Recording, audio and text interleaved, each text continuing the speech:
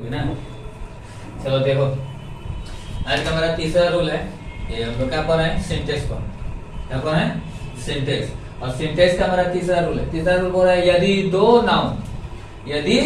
दो noun and से जुड़ा हो और पहले वाले नाउन के साथ आर्टिकल हो, पहले वाला नाउन के साथ क्या हो? आर्टिकल हो, और दूसरे के साथ कुछ न हो, दूसरे के साथ कुछ न हो, तो ऐसी स्थिति में जब हम वर्ब का प्रयोग करते हैं तो कौन सा वर्ब का प्रयोग करते हैं? सिंगुलर वर्ब का प्रयोग करते हैं। यानी दो नाउन रहेगा। कितना नाउन रहेगा? दो नाउन रहेगा, ठीक है। और उसमें पहले नाउन के साथ आर्टिकल का यूज हुआ रहेगा, पहले नाउन के साथ आर्टिकल का यूज हुआ रहेगा, और दूसरे के साथ कुछ नहीं रहेगा, यानी आर्टिकल का यूज नहीं हुआ रहेगा। तो ऐसी स्थिति में जब हम सेंटेंस बनाते हैं या फिर फिल इन द ब्लैंक करते हैं, तो उसमें हम कौन सा वर्ब का यूज करते हैं? सिंगुलर वर्ब का यूज करते हैं, ठीक है। अब देखो, सबसे पहले आर्टिकल में थोड़ा सा हम यदि करते हैं। जो हमारा आर्टिकल होता है, आर्टिकल कय गो होता है? आर्टिकल हम करते किसको है? आर्टिकल ज्यादा नहीं होता है, आर्टिकल मात्र 3 गो होता है। एक होता है ए, दूसरा होता है एन, और तीसरा होता है द। यानी आर्टिकल हमारा यही 3 गो होता है। तो यहाँ पे बोल रहा है कि नाउन के साथ, या नाउन जो है एंड से जुड़ा होना चाहिए, यानी 2 गो नाउन एंड से जुड़ा होना चाहिए। जैसे मान लो ऐसे होना चाहिए, नाउन और फिर रहना चाहिए एंड और फिर रहना चाहिए नाउन, ठीक है। तो ये पहला वाला जो नाउन है ना, इसके साथ आर्टिकल रहना चाहिए, यानी इसमें से कोई एक रहना चाहिए। क्या रहना चाहिए? ए, एन और द में से कोई एक रहना चाहिए इसके साथ, दूसरे वाले के साथ नहीं, ठीक है। तो इस स्थिति में जब यहाँ पे हम वर्ब भरेंगे तो कौन सा वर्ब देंगे? सिंगुलर देंगे। कौन सा वर्ब भरेंगे? सिंगुलर वर्ब भरेंगे, ठीक है। कौन सा वर्ब भरेंगे? सिंगुलर वर्ब फिल करेंगे। अब इसके पहले कौन होगा? या तो ए आ जाए, या तो एन आ जाए, या तो फिर द आ जाए। यानी अ काऊ हो जाए, या फिर एन ऑरेंज हो जाए, या फिर द वाई हो जाए, कुछ भी हो जाए, लेकिन नाउन के पहले कोई एक इस तीनों में से रहना चाहिए। उस कंडीशन में हम क्या करेंगे? दोनों नाउन जब एंड से जुड़ा हुआ रहेगा तो उसमें हम क्या भरेंगे? सिंगुलर वर्ब भरेंगे। इतना अगर क्लियर हो गया होगा तो फिर हम एग्जांपल देखते हैं इसका, ठीक है। एग्जांपल में जैसे हम एक एग्जांपल लेते हैं, जैसे मान लो यहाँ पे हम एग्जांपल लिखें। पहला एग्जांपल,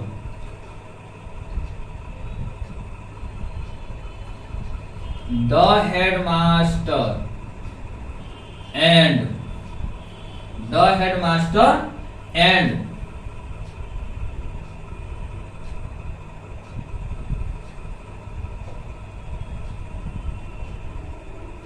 सेक्रेटरी डैश।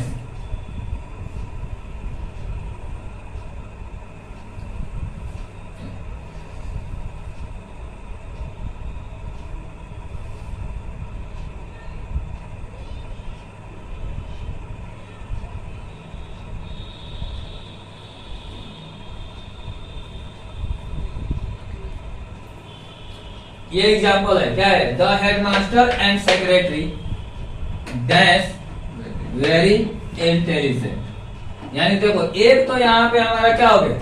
हेडमास्टर, और दूसरे क्या हो गया? सेक्रेटरी। दो नाउन हुआ, यानी ये भी हमारा नाउन है, ये भी हमारा नाउन है। पहले नाउन के साथ आर्टिकल लगा हुआ है, पहले नाउन के साथ आर्टिकल लगा हुआ है।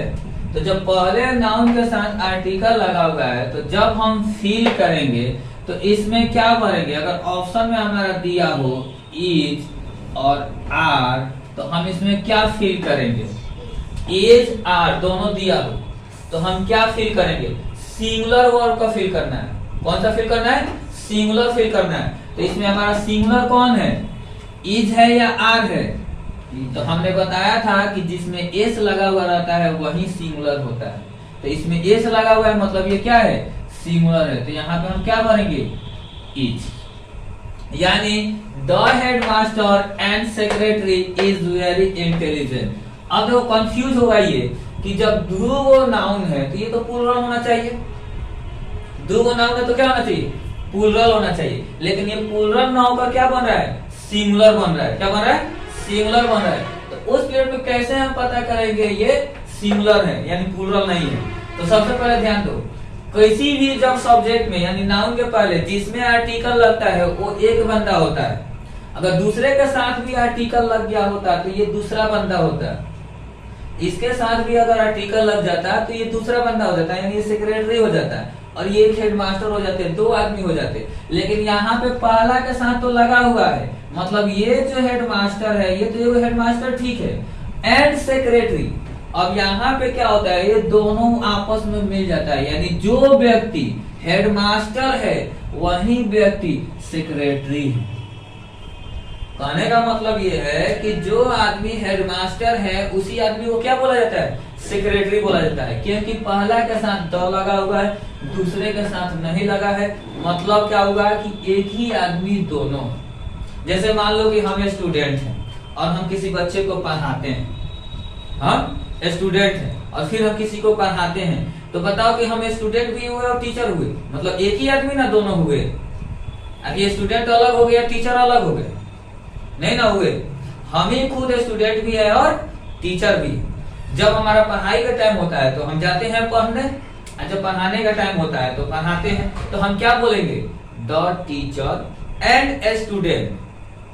समझ में आया, द टीचर एंड स्टूडेंट, यानी मैं ही टीचर हूं और मैं ही छात्र। क्लियर हुआ, कोई डाउट है? अगर इसमें डाउट नहीं हुआ होगा तो एक क्वेश्चन और लिखते हैं, एक एग्जांपल और देते हैं, ठीक है।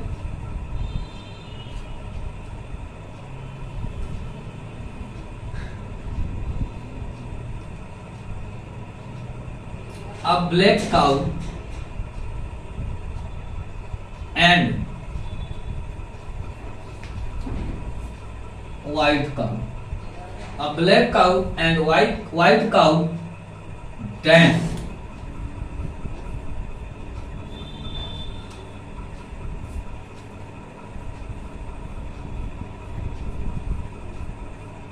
And grazing here. ऑप्शन में देखते हैं, ऑप्शन में हमारा है इज आर। अब जरा सा इस क्वेश्चन को ध्यान देना है। इस क्वेश्चन में बोल रहा है ए ब्लैक काउ। क्या बोल रहा है, अ ब्लैक काउ, यानी एक काली गाय, एंड और व्हाइट काउ, यानी एगो तो काली गाय और एगो उजली गाय। दो गाय हो गई, दो नहीं हुआ, कई हुआ, एगो हुआ। क्यों, क्योंकि इसके पहले आर्टिकल लगा हुआ है। ये ब्लैक जो है इसके पहले आर्टिकल लगा हुआ है, लेकिन व्हाइट के पहले आर्टिकल नहीं लगा हुआ है। अगर इसके पहले भी आर्टिकल लगा होता तो ये दूसरा गाय हो जाती, मतलब ये हो जाती उजली गाय और ये हो जाती काली गाय। तो उस पीरियड में कोई वो गाय हो जाती, दो हो जाती। लेकिन यहाँ पे कितने गाय है, एक ही गाय है। जो गाय काली है वही गाय उजली है, दोनों को मिला दो तो चिटकबरी हो जाएगी। क्या हो जाएगी, चिटकबरी हो जाएगी, ठीक है। तो अब बताओ कि जब ये दोनों मिलके एक ही गाय का बोध करा रहा है तो फिर यहाँ पे आंसर क्या होगा, यहाँ पे आंसर क्या होगा, इज होगा या आर होगा, इज होगा। तो यहाँ पे हम फिल कर दें इज। समझ में आया या नहीं है, अच्छा समझ में आ गया।